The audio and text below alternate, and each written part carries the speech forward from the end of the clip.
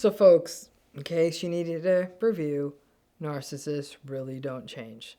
But now we got the science. There was a really good study that recently showed up in the rather prestigious psychology journal, Psychological Bulletin, by researchers from the University of Bern and the University of Munster. So shout out to Ulrich Wirth, Samantha Krause, and Mitja Bach for this research, because it's hot, it's great, and it's what the field has been needing for a long time. So thank you so much from me to you, because we desperately needed this work. So without getting into the weeds on the science, they did a study called a meta-analysis. They looked at the data from lots of studies and they pooled it.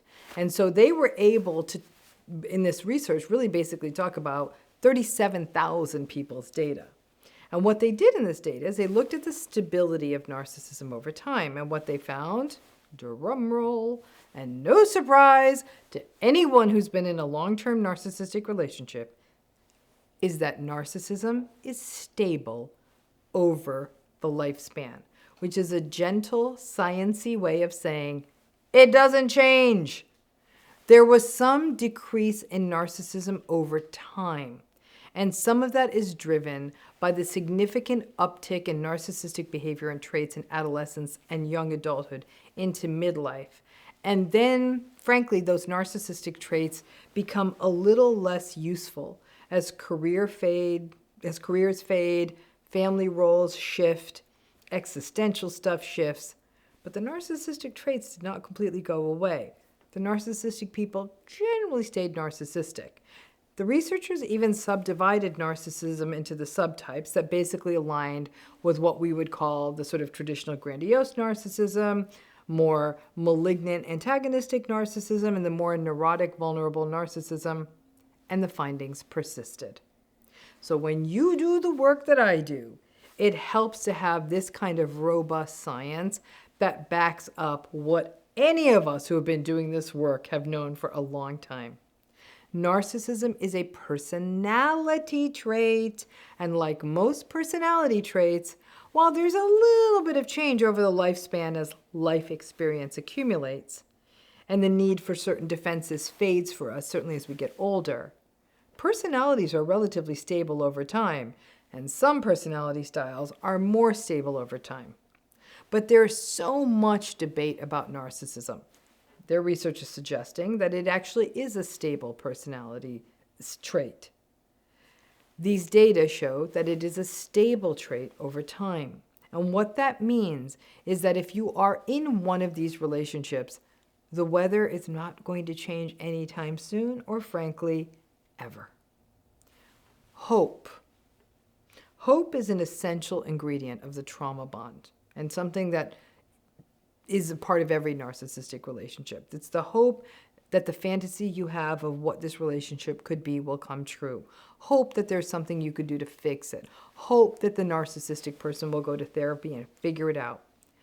But personality traits are hard to go to therapy and just figure out. They're kind of who we are. And they are more in the this is how the person is drawer than anything else. And so anyone in a relationship with someone who has a narcissistic personality has to recognize that largely this is kind of what it is, and it's not likely to change. Basically, healing means giving up hope on the wrong things, and the wrong things are things like the narcissistic person is going to change, and shifting that hope to the right things that you can let go of trying in this relationship and allow yourself to do what you need to do to find healthier relationships, stop trying so hard, and start allowing you to finally emerge. The hope shifts from them to you, and when that happens, that's a good day.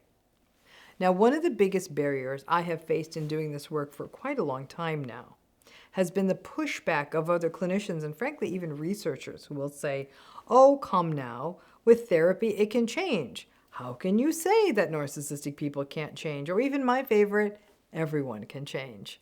This has been a lonely trip, and at times I even wondered if I was right. I would gaslight myself. But I remained confident that the data would emerge to show the stability of this trait pattern. I am old enough and have been doing this long enough to have watched some clients cycle in and out of therapy, and I'm telling you now, folks, it doesn't change. Some of the rough edges may have gotten smoothed out, but the egocentric, entitled, dysregulated, unempathic core, that remains. For any of you who may have tried to talk yourself out of the idea that the narcissistic person in your life can't change, assuming any of us who talk about narcissism not changing may be hacks or toxic ourselves, the data being compiled and analyzed the way these folks have finally shows us with hard data what we have always known, that these traits aren't going anywhere once they're in a person. I hope that this science, even though it's not perfect and it will need to be replicated with more diverse samples and the like, will at least be a first step to galvanize radical acceptance. If you have to stay in a narcissistic relationship, stay if you have to or want to, but stay in the relationship with the knowledge that the patterns you're witnessing really aren't going to change. And if you leave, I hope you can eliminate the anxiety that the narcissistic person will change. But this change they saw in older age raises some of where this gets challenging. Is that some of the threads of narcissism, the dysregulated rage, the running hot and cold, the lashing out at other people, even some of the manipulativeness and selfishness, those patterns can be observed in some shape or form in other clinical presentations, including PTSD, complex PTSD, other personality disorders, major depressive disorder, bipolar disorder, addiction, and substance use disorders. But all of those things I just listed are clinically manageable issues. And with appropriate, high-quality, evidence-based therapy, we see shifts and changes in these patterns. Now, if a person has narcissistic traits and one of these issues, everything becomes a hell of a lot more difficult to manage. And while the trauma symptoms may be addressed, the narcissistic patterns may persist, and it gets complicated. When you are in a relationship with someone who may, for example, have narcissistic patterns, but also has a co-occurring narcissistic personality, you may still hold on to the hope that trauma-informed therapy or addiction treatment will make it all better. It may address some of it, but maybe not the very patterns that make the relationship so painful and psychologically harmful for you. And even though there may be some so-called, if you will, decline that these researchers found in narcissism with age, they also did find that narcissism remains stable. However, and we've done videos about this in the past, we'll revisit in upcoming videos too, when people with narcissistic personalities develop dementia, you will likely be seeing a much more aggressive, agitated, dysregulated, stubborn, non-compliant older adult who is unmanageable for caregivers and even for professional care, such as assisted living or nursing homes.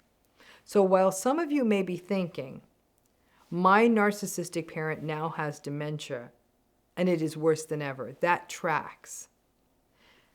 In narcissistic people, who are older narcissistic people, or people aging who do not have dementia, the narcissism is stable, but it lightens up a bit. The sting kind of goes out of the scorpion, but Lord knows they still try. This study is excellent, and in the video notes, we will be providing a link to the original New York Times article that summarizes the article, the original research article in a more digestible way. And we're also going to include a link to the original Psychological Bulletin article if you want to geek out a bit. The New York Times article is behind a paywall, but right now I think the article is not, so we'll provide links to all of it.